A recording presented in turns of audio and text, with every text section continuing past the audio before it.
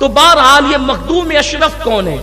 مخدوم اشرف اور سرکار غریب نواز کا دور تقریباً کم و بیش آپ اور آپ کے دور میں کتنے واسطے ہیں؟ حضرت بختیار کاکی بابا قطب الدین، حضرت بابا فرید الدین گنج شکر 2، حضرت سیدنا محبوب الہی 3، حضرت اخی سراج آئینہ ہند 4، حضرت علاء الحق پنڈوی 5، یعنی 5 واسطے ہیں غریب نواز اور مخدوم اشرف جہانگیر سمنانی کے درمیان۔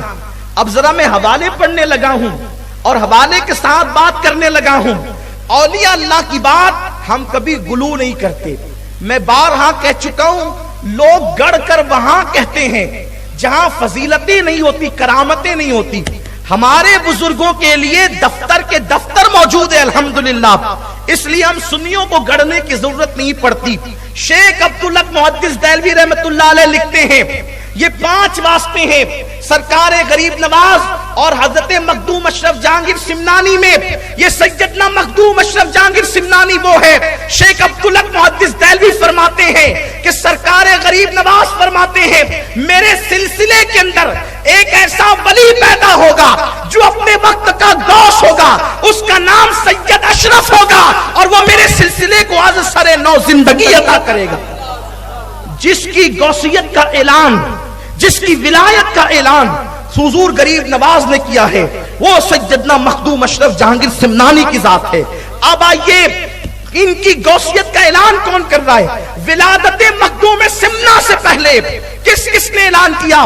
ابھی آپ نے غریب نواز کا نام سنا، ہم سنیوں کے لیے تو غریب نواز کا نام ہی کافی ہے، اور تحقیق کے لیے محقق علی الاطلاق شیخ عبدالحق محدث دہلوی کا حوالہ کافی ہے۔ لیکن اب آ جائیے اس بارگاہ کی طرف جس کو غوث الاعظم دستگیر کی بارگاہ کہتے ہیں، جس کو غوث الاعظم دستگیر کی بارگاہ کہتے ہیں۔ غوث پاک کی بارگاہ میں ایک شخص آتے ہیں اور آنے کے بعد کہتے ہیں یا غوث الثقلین مجھے بیٹا نہیں ہے اور مجھے بیٹا چاہیے۔ میرے غوث نے فرمایا تیری قسمت میں نہیں ہے، تیری قسمت میں نہیں ہے۔ اس نے کہا حضور اگر قسمت میں ہوتا تو آپ کے پاس کیوں آتا؟ مانگنے والے تو ایسے ہی آتے ہیں نا، اور جو ایسے مانگتے ہیں انہی کو ملتا ہے، جو ایسے مانگتے ہیں انہی کو ملتا ہے۔ اس لیے کہ عقل عیار ہے 100 بھیس بدل لیتی ہے۔ عقل کی طرف مت جائیے، عقل کے گھوڑے مت دوڑائیے، عشق کی طرف آئیے، عشق کی طرف آئیے، اس لیے کہ عشق کھینچ کر منزل پر پہنچاتا ہے۔ عشق وہ ہے جو منصور بناتا ہے، عشق وہ ہے جو سرمست بناتا ہے، عشق وہ ہے جو بارگاہ جنیدی تک لے جاتا ہے، عشق وہ ہے جو صابر کلیر بنا دیتا ہے، عشق وہ ہے جو عبد القادر جیلانی کو غوث الاعظم دستگیر بنا دیتا ہے۔ ہاں یہ عشق کی بات ہے، اہل عشق کی شان ہی جدا ہے۔ عشق وہاں لے جاتا ہے جہاں پر بڑے بڑوں کے بازو تھک جاتے ہیں۔ اللہ اکبر۔ تو آنے والے نے کہا اگر قسمت میں ہوتا تو آپ کے پاس کیوں آتا، تقدیر میں ہوتا تو یوں ہی مل جاتا۔ اور اولیاء اللہ تقدیر پڑھتے ہیں، اولیاء اللہ تقدیر پڑھتے ہیں۔ مولانا روم اپنی مثنوی میں کہتے ہیں کہ اولیاء اللہ کے سامنے لوح محفوظ سامنے ہوتا ہے، بالکل سامنے ہوتا ہے، وہ پڑھتے ہیں۔ اب آپ کہتے ہیں کیسے پڑھتے ہیں؟ یہ بات آج کے دور میں سمجھنا سمجھانا بہت آسان ہو گیا ہے۔ اگر کوئی آج سے 100 سال پہلے کہتا، 100 سال بھی نہیں بلکہ 50 سال پہلے کہتا کہ ایک ایسا آلہ ایجاد ہوگا کہ سعودی میں بیٹھ کر کے ایک بندہ بغیر وائر کے مالیگاؤں والے سے بات کرے گا، کوئی وائر وغیرہ نہیں ہوگا، چھوٹا سا ایک آلہ ہوگا، اس سے بات ہوگی، تو لوگ کہتے چل بھائی صبح سے کوئی ملا نہیں تھا کیا تجھے؟ ہم ہی ملے تھے بیوقوف بنانے کے لیے۔ لیکن آج ہو رہا ہے نا ایسا، لوگ بات کرتے ہیں موبائل سے اور پتہ نہیں آگے آگے کیا کیا ایجاد ہوگا، اور جیسے جیسے ایجادات بڑھتی جائے گی ویسے ویسے جو ہے وہ دلیلیں منکشف ہوتی جائے گی، لوگوں کو سمجھنا سمجھانا آسان ہوتا جائے گا۔ جب سیٹلائٹ کی اتنی مضبوط طاقت ہے کہ اس نے سعودی میں بیٹھنے والے کو مالیگاؤں والے سے قریب کر دیا، سنوا بھی دیا، بلکہ اب تو سننا نہیں، اب تو لوگ دیکھ بھی لیتے ہیں۔ اگر آپ کے نزدیک دیکھنا جائز ہے تو آپ دیکھ بھی لیتے ہیں، آپ بیٹھ کر کے دیکھتے ہیں نا کہ کس سے بات ہو رہی ہے کس سے نہیں ہو رہی، یہ سب چیزیں آپ کر لیتے ہیں نا، یہ سب چیزیں ہو رہی ہے۔ اور پھر اس کے بعد وہ کیسے رو کر بول رہا ہے یا ہنس کے بول رہا ہے یا وہ مذاق کر رہا ہے، وہ سب چیزیں آپ کے سامنے ہوتی ہیں. اس کے پیچھے مکۃ المکرمہ کے اندر خانہ کعبہ ہے، کعبہ کی دیواریں، یہ سب بھی تو آپ دیکھ لیتے ہیں. یہاں بیٹھ کر آپ کعبہ کی دیواریں دیکھ لیتے ہیں. کیوں بھائی؟ اتنی قریب ہو گئی دنیا. بلکہ لوگوں نے کیا کہا، دنیا سمٹ گئی، مٹھی میں آ گئی دنیا، گلوبل ولیج ہو گئی دنیا، ایک چھوٹا سا گاؤں ہو گئی دنیا. یہ حال ہو گیا دنیا کا. اب آپ بتائیں، انسان کے بنائے ہوئے ایک چھوٹے سے آلے پر لوگوں کو اتنا یقین ہے اور اللہ تبارک و تعالیٰ کے ولیوں پر لوگوں کو یقین نہیں ہے. یہ آپ دیکھ سکتے ہیں، یہاں بیٹھ کر کے کعبہ دیکھ سکتے ہیں آپ موبائل کے ذریعے سے. اگر کہہ دو کہ ولی لوح محفوظ دیکھتا ہے تو کہتے ہیں یار دنیا کی مثال مت دیجیے، آپ کوئی دلیل دیجیے. دلیل دو تو کہتے ہیں کہ یہ ایسی اور یہ ویسی ہے. لیکن لوگوں کو بتائے کیسے کہ میرے بھائیوں مانو مانو مانو، ماننے میں بھلائی ہے. کیونکہ ماننے والا ابو بکر صدیق بنتا ہے اور انکار کرنے والا ابو جہل بنتا ہے. اس لیے مانو، حق کو مانو، قبول کرو حق کو، حقانیت کو قبول کرو. حق قبول کرنے والا عمر ابن خطاب بنتا ہے، حق کا انکار کرنے والا ابو لہب بنتا ہے. حق کو مانو، حق کو ماننے والا سلمان اور بلال بنتے ہیں، حق کا انکار کرنے والے عتبہ اور شیبہ بنتے ہیں. حقانیت کو ماننا پڑے گا. حقانیت کو مانو، قبر میں نجات ہوگی، حشر میں نجات ہوگی، رسول اللہ کی شفاعت ہوگی، اولیاء کا فیضان ہوگا. اس لیے حق کو مانو. آنے والا کہتا ہے غوث الاعظم دستگیر سے، سرکار قسمت میں ہوتا تو آپ کے پاس کیوں آتا؟ غوث پاک نے کہا اچھا ٹھیک ہے، میری پشت میں ایک بچہ ہے، میں چاہتا ہوں کہ وہ تجھے دے دوں، دعا کرتا ہوں اللہ وہ تجھے دے دے. بیٹا میرا ہوگا اور تیرے صلب سے پیدا ہوگا. ٹھیک ہے میں نے تجھے دیا، لے جا. دعا کر دی اللہ جو میرے حصے کا اس کو دے دے. پھر وہ بچہ پیدا ہوا، اسی کو دنیا شیخ محی الدین ابن عربی کہتی ہے. یہ شیخ محی الدین ابن عربی کون ہے؟ جن کو سید المکاشفین کہا جاتا ہے. کیا مطلب سید المکاشفین کا؟ یہ سید المکاشفین کا مطلب یہ ہے کہ جن لوگوں کو کشف ہوتا تھا، کشف ہوتا، تو اہل کشف کے سردار کا نام ہے شیخ محی الدین ابن عربی. ان کی کتابیں پڑھی جاتی ہیں نا تو عقل حیران ہو جاتی ہے. ایسی ایسی باتیں انہوں نے لکھی ہے کتابوں کے اندر، اور وہ غیب کی خبریں لکھی ہے، انہی کا حصہ ہے. جو پڑھنا چاہتا ہے وہ اس کی طرف رجوع کر سکتا ہے. تو میرے پیارے آقا علیہ السلام کے پیارے دیوان، وہ سید المکاشفین شیخ محی الدین ابن عربی یعنی غوث الاعظم دستگیر کی مانوی اولاد، وہ فرماتے ہیں، اب سنیے، وہ فرماتے ہیں کہ میں حج کے لیے گیا اور میں کعبے کا طواف کر رہا تھا. کون؟ شیخ محی الدین ابن عربی. یہ غوث الاعظم کے دور کے ہیں. غوث پاک کی بارگاہ میں ان کے والد آئے تھے بیٹا مانگنے کے لیے، غوث پاک کی دعا سے پیدا ہوئے. غوث پاک نے ان کو مانوی اولاد کہا. خود اتنے بڑے مرتبے پر فائز ہیں کہ صوفیہ کے سردار کہے جاتے اپنے دور کے اندر. وہ فرماتے ہیں میں حج کے لیے گیا اور جب حج کے لیے گیا کعبے کا طواف کر رہا تھا، بھیڑ بہت تھی. اسی بھیڑ کے اندر میں نے دیکھا ایک بندہ کعبے کا طواف کرتے ہوئے آیا اور لوگ ہٹتے جاتے تھے اور وہ آگے بڑھتا جاتا تھا. لوگ ہٹتے جاتے تھے، وہ آگے بڑھتا جاتا تھا اور آسانی سے طواف کرتا جاتا تھا. میں نے سوچا اس کے اندر جسم ہے کہ نہیں کہ یہ روح ہی طواف کر رہی ہے. جب طواف مکمل ہوا تو میں نے اس کو سلام کیا. اس نے کہا وعلیکم السلام یا محی الدین ابن عربی. اس وقت میں نے پوچھا حضرت آپ جانتے ہیں اس دور کا غوث کون ہے؟ کیونکہ ہر دور میں غوث ہوتا ہے، یاد رکھنا ہر دور میں ولیوں کا سردار غوث ہوتا ہے، لیکن غوث الاعظم اب کوئی نہیں ہو سکتا. اس لیے کہ غوثیت کے منصب پر مولا علی تھے، ان کے بعد امام حسن، ان کے بعد امام حسین، یعنی غوث اعظم کی منزل پر، غوثیت کبریٰ کی منزل پر، ان کے بعد حضرت امام حسین، ان کے بعد امام زین العابدین، ان کے بعد امام محمد باقر، ان کے بعد امام محمد جعفر، ان کے بعد امام موسیٰ کاظم، ان کے بعد امام موسیٰ کاظم علی رضا، ان کے بعد امام تقی، امام نقی، امام حسن عسکری، اور ان کے بعد غوثیت کبریٰ کے مقام پر سرکار غوث الاعظم دستگیر شیخ عبد القادر جیلانی فائز ہوئے ہیں. اور اب قیامت تک امام مہدی کی آمد تک کے इस मनसब पर हुजूर गौसुल आजम शेख अब्दुल कादिर जिलानी रहेंगे। सुभान अल्लाह। गौसे वक्त तो होता है, लेकिन गौसे आजम यही लोग हैं जिनका जिक्र मैंने किया। अब गौसे आजम कोई नहीं हो सकता, इमाम मेहदी तक, इमाम मेहदी की आमद होगी, वो गौसियत कुबरा के मकाम पे फाइज होंगे।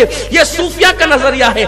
लेकिन गौस कोई होता है जमाने का गौस, और जितने जमाने के गौस होते हैं वो सिर्फ सादात में होते हैं, हुजूर की औलाद में होते हैं। बहुत सारे लोगों का नजरिया यही है कि जो गौस होता है वो खानदान रसूल में सिर्फ होता है। बाज लोगों ने इसके अलावा भी तहकीक की है, मैं किसी की तहकीक का मुनकिर नहीं, लेकिन बात जो कह रहा हूं अपने ज़ौक़ की वो ये है।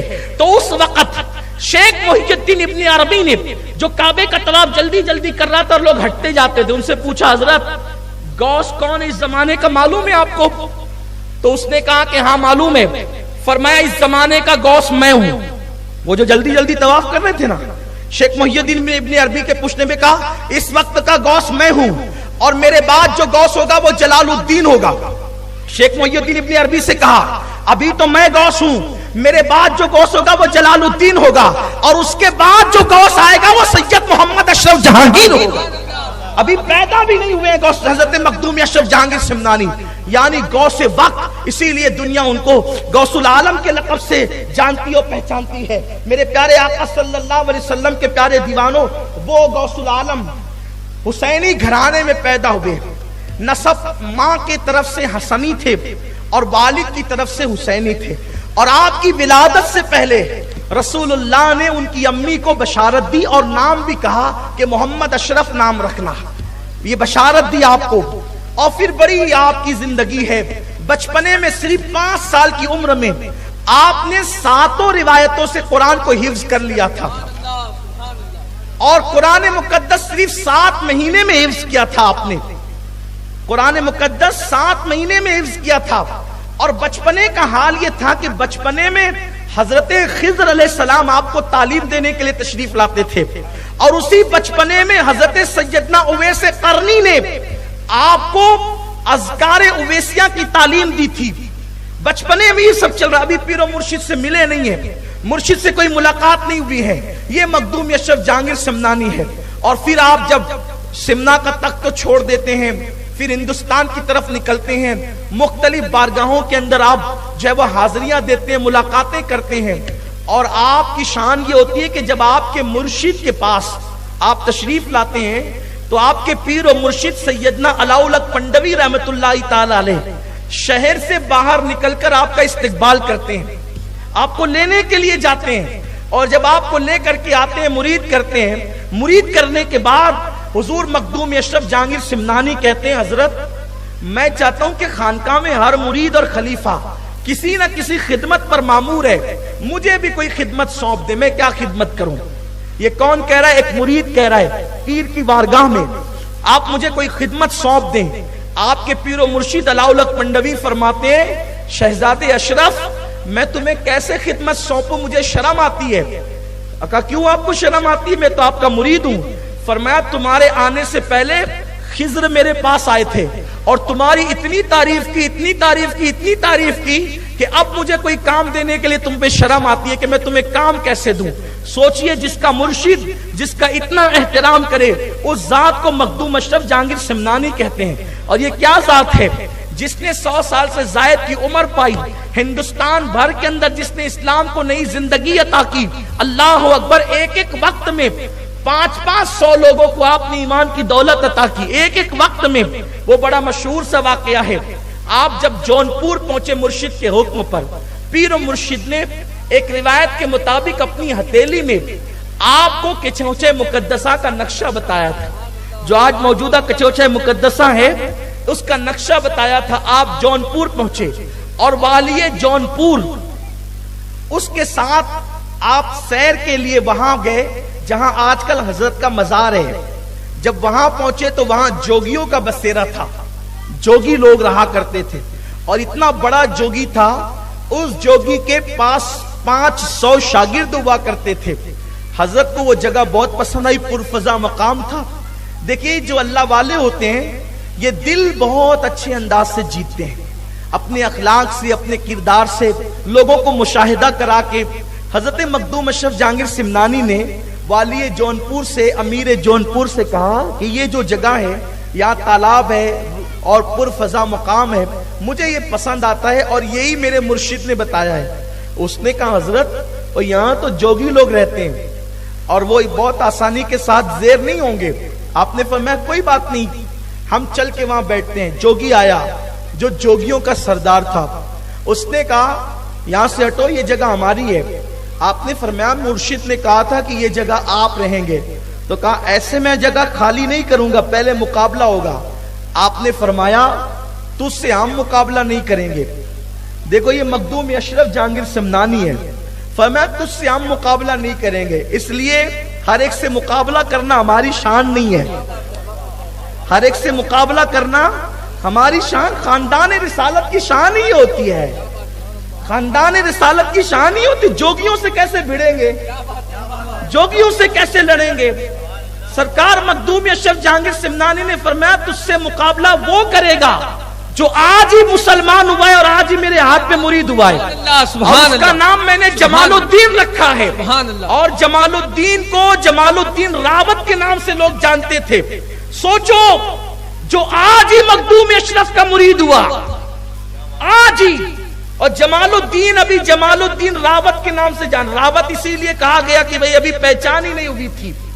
جمال الدین کو کوئی جانتا نہیں تھا, آج ہی مرید ہوئے, آج ہی مسلمان ہوئے. فرمایا کہ مقابلہ یہ کرے گا تجھ سے. اس نے کہا کہ میرے ساتھ مقابلہ آسان نہیں ہے, میں نے برسوں جو ہے وہ محنت کی ہے, چلے کشی کی ہے, میں نے محنت کی ہے جنگلوں کے اندر, میں بہت جو ہے وہ میں نے سب کچھ کیا ہے, اتنا آسان نہیں ہے. فرمایا کہ ٹھیک ہے یہ میرا مرید کرے گا. اور آپ نے میں جاؤ جمال الدین راوت مقابلہ کرو. کا حضرت میں تو آج ہی مسلمان ہوا ہوں, آج ہی مرید ہوا ہوں. قربان جائیں اشرف کی نسبتیں کیسی ہے, نسبتی اشرف کیسی ہے. فرمایا مقابلہ کرنا ادھر آپ. اس وقت حضرت پان کھا رہے تھے. حضور مخدوم پاک پان بہت نوش فرماتے تھے. بلکہ تاریخ میں یہ بھی میں نے پڑھا ہے کہ جس وقت حضرت شرف الدین یحییٰ منیری رحمت اللہ علیہ نے فرمایا کہ میری نماز جنازہ ایک سید پڑھائے گا, اس کا نام اشرف ہوگا, اور اس کی داڑھی اتنا خوبصورت ہے وہ کہ اس کے حسن کی وجہ سے, اس کے رنگ کی وجہ سے اس کی داڑھی بھی سرخ ہے, لال ہے اس کی داڑھی.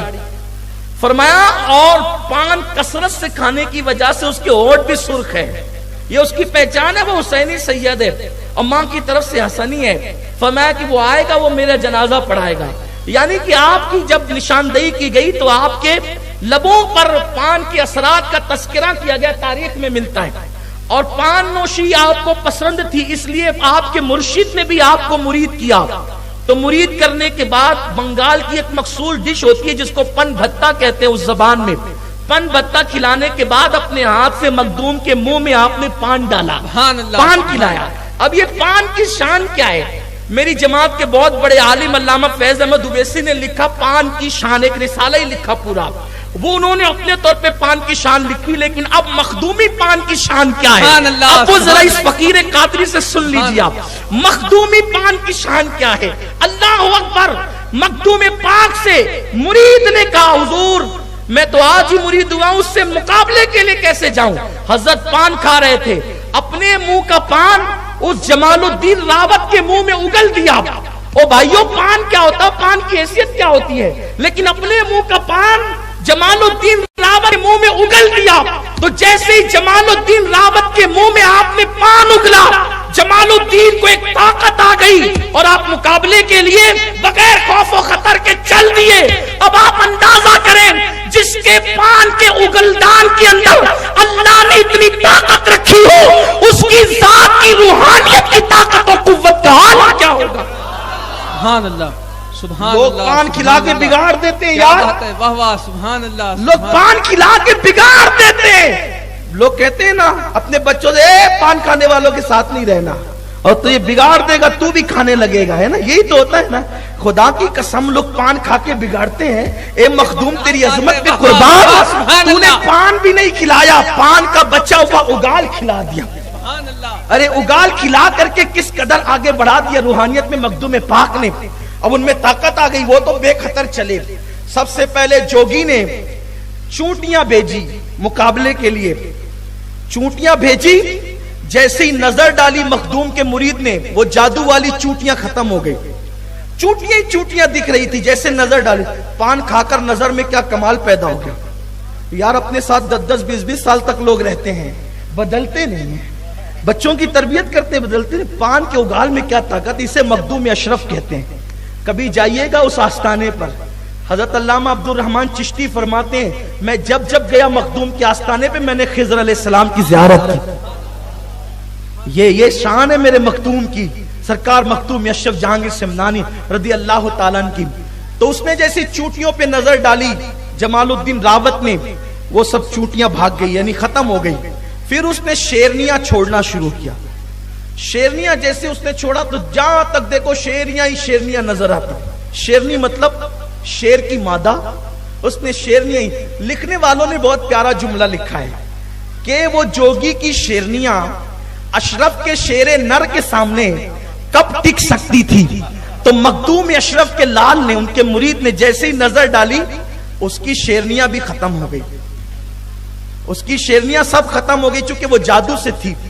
پھر اس نے اپنا سونٹا اٹھایا، سونٹا سمجھتے ہیں نا، یہ سونٹا جان بوجھ کے کہہ رہا ہوں، سونٹا سونٹا ہی کہتے ہیں، ڈنڈا سونٹا اٹھایا اور اس کو اس نے ہوا میں اچھالا۔ جیسی ہوا میں اچھالا تو اس کا ڈنڈا اڑنے لگا، اس کا ڈنڈا۔ میرے جیسا خطیب ہوتا تو اب بتائیں اس کا کام ہی کیا تھا وہاں۔ آپ لوگ کہتے ہیں نا ولیوں کا کیا کام ہے، ولیوں کی کرامت کیوں ہے، تو ولیوں کو جن کے مقابلے میں بھیجا گیا تھا وہ لوگ ایسے تھے۔ جوگی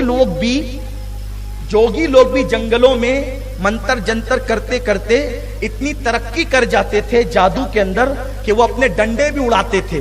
اب کمزور لوگ دیکھیں تو وہ بگڑ جائیں، تو جب ان کے ڈنڈے جادو سے اڑتے تھے تو اللہ تبارک و تعالیٰ نے ولیوں کو اس کے مقابلے میں کرامت عطا کی تھی، تاکہ جب ان کے ڈنڈے اڑے تو ان کے ڈنڈوں پر قابو پانے کے لیے ان کے ڈنڈے کام کریں۔